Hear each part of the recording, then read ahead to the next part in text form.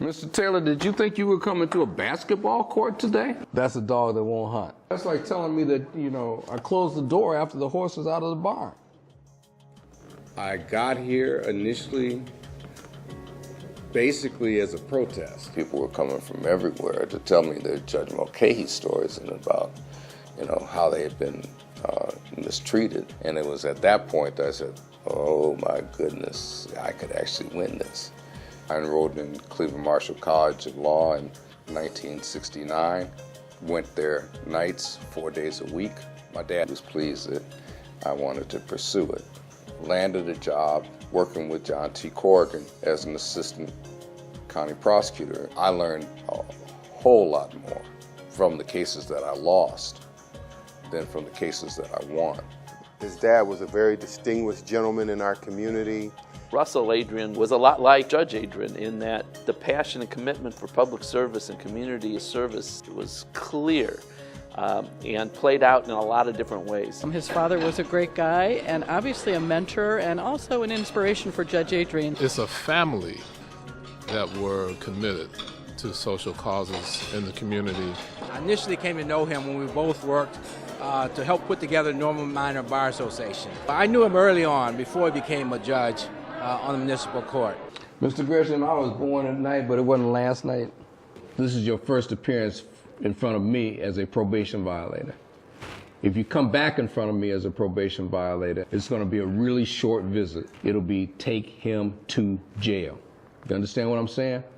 Yes, sir. I spent about 2.5 years as an assistant county prosecutor.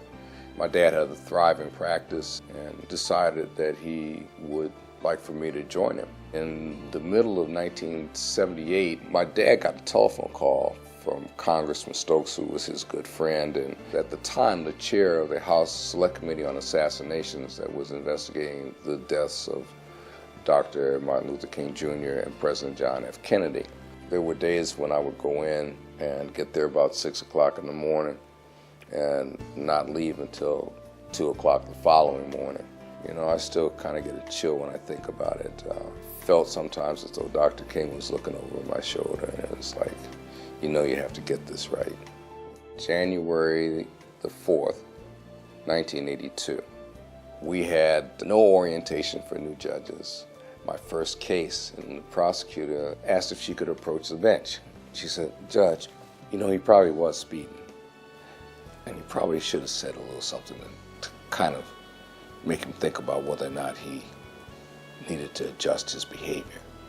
That was deep advice for a speeding ticket. Why he is so good in articulating the problem is because he's so sincere about recognizing it and wanting to find a solution to the problem. As soon as he has that vision, it isn't just to sit there and talk about it. He's one that rolls up his sleeves and actually does something about it. Ron get an idea, if it's 10, 11, 12, he'll give you a call, discuss it. And once you delegate it to him, you didn't have to worry about it because you knew that he was going to take care of the responsibility and do what he needed to be done.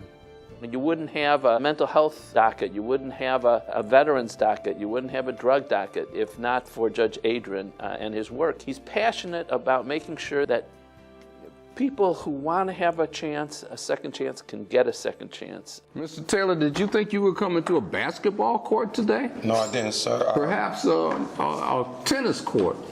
No, I didn't, Your Honor. You couldn't possibly have thought that you were properly attired to come to a court of law. One of my first cases in his courtroom, and I remember, if I could, he leaned over his desk or his bench and black robe on, stern, the chin, and basically gave it, this is my courtroom, this is how things are run, this is how it's going to happen. I think he may have known that I was a new lawyer, probably guided my hand more than I knew that he did at the time to help me along my way on that first case. When I got elected, he was one of the first people I came over and saw and sat down in chambers, and we talked. And he was like a mentor. This is like the third time we've had to have this conversation. You've gone to jail, I've let you out of jail, I put you back on probation, you've gone to jail, I've let you out of jail, and here we are again. I was at a young age when I got all of those driving under suspensions. But man, that's like telling me that, I closed the door after the horse was out of the barn.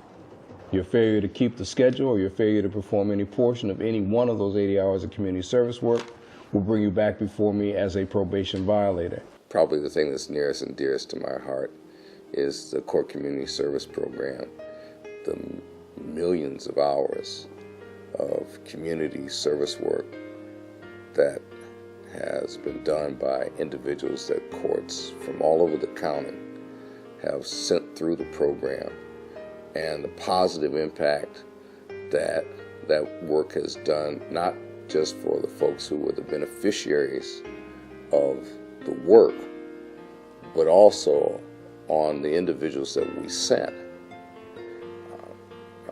I don't know how it gets any better than that.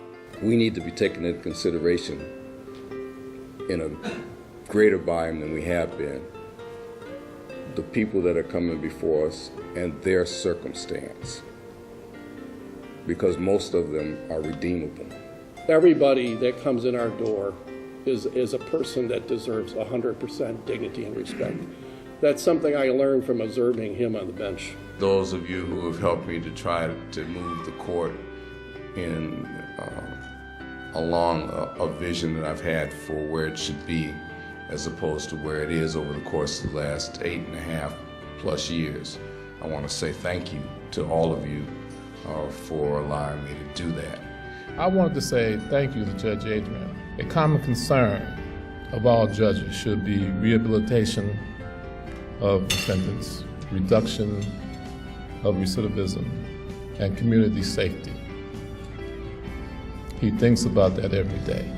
It's really been his passion for youth, his willingness to give back, to talk about what it takes to succeed. He's been a real role model. He's worked with the local bar associations to put together programs to ensure diversity in the profession.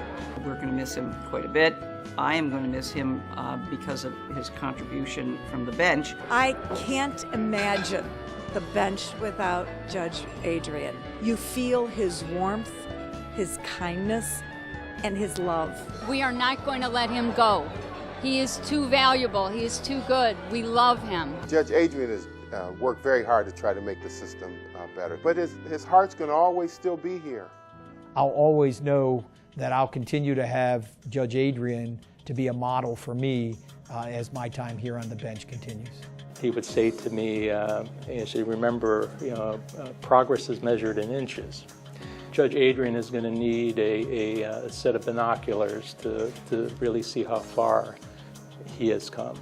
Most of the time, I don't get a chance to hear from my success stories. My success stories leave out of here and they never come back. If I'm lucky, I'll run into him on the street, and it always starts this way: "You don't remember me." And of course, that kind of tends to put you in your karate stance. But so far, none of those stories that start "you don't remember me" have ever turned out badly. And then somebody will say, but 10 or 15 years ago, or now 20 or 30 years ago, I was in front of you and you did X, Y, or Z, or you said A, B, or C, and that changed my life. It's the reason why I get up in the morning, is to hear those occasional stories that cause me to understand that what we do here matters.